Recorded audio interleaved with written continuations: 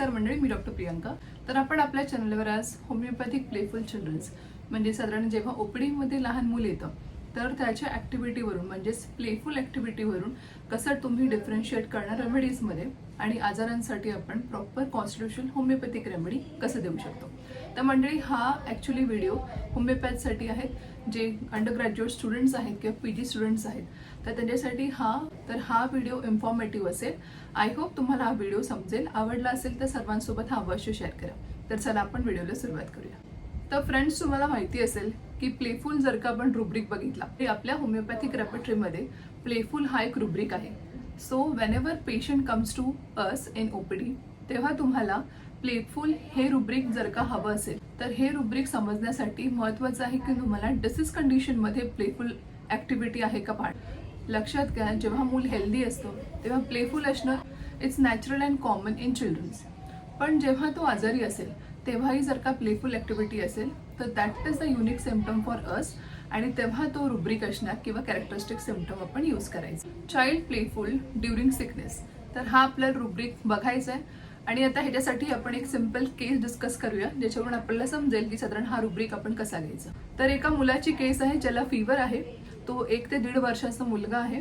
He could not speak about his complaints. So आपल्याला त्याला observe करायचंय। तर जेव्हा ते मूल वडिलांसोबत आलं, साधारण वडिलांनी त्याला खाकेत घेतलेलं होतं, तर त्याने डोर ओपन केला। तर त्या मुलाने मला पाहिलं, त्यानंतर टॉयकडे पाहिलं, पुन्हा माझ्याकडे पाहिला, एक स्वीट स्माइल दिला आणि पुन्हा खाली बघितलं। तर मी त्याला क्वेश्चन केलं, तर कोण आहात तुम्ही, कोण आहे पिल्लू? तर त्याच्या वडिलांनी कंप्लेंट सांगायला सुरुवात केली की माझ्या मुलाला साधारण 3-4 दिवसापासून ताप आहे आणि मेन कारण तुमच्याकडे आणण्याचं म्हणजे तो ॲलोपॅथिक मेडिसिन्स काही खात नाही, तोंडात काही घेत नाही, सगळं थुकून देतो, त्यामुळे मी तुमच्याकडे आलोय। त्यांनी कालपासून काही खाल्लेलं नाहीये आणि त्याची ऍक्टिव्हिटी खूप ड्रॅस्टिकली कमी झाली आहे। तसा तो प्लेफुल असायचा, तो आता असा नाहीये, शांत बसतो एका ठिकाणी आणि त्याला वारंवार मध्ये मध्ये खोकलाही होतो ज्याच्यामुळे तो खूप इरिटेबल होतो।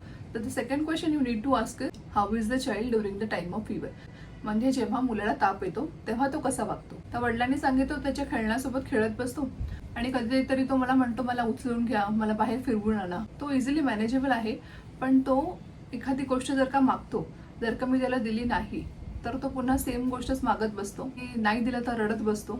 तर त्याचं लक्ष मी दुसरीकडे डायव्हर्ट केलं तर तो लगेच विसरून जातो। तर आता इथे केस ऑलमोस्ट समजलेली होती। तर अशा वेळी मी त्या मुलाला पेन दिला, तर त्यांनी पेन घेतला आणि थोडं पेजेसवरती तो स्क्रॅचिंग करायला लागला। मी त्याच्याकडून पेन पुन्हा खेचून घेतला तर तो रडायला लागला। पुन्हा मी त्याला दुसरा पेन दिला तर तो शांत झाला।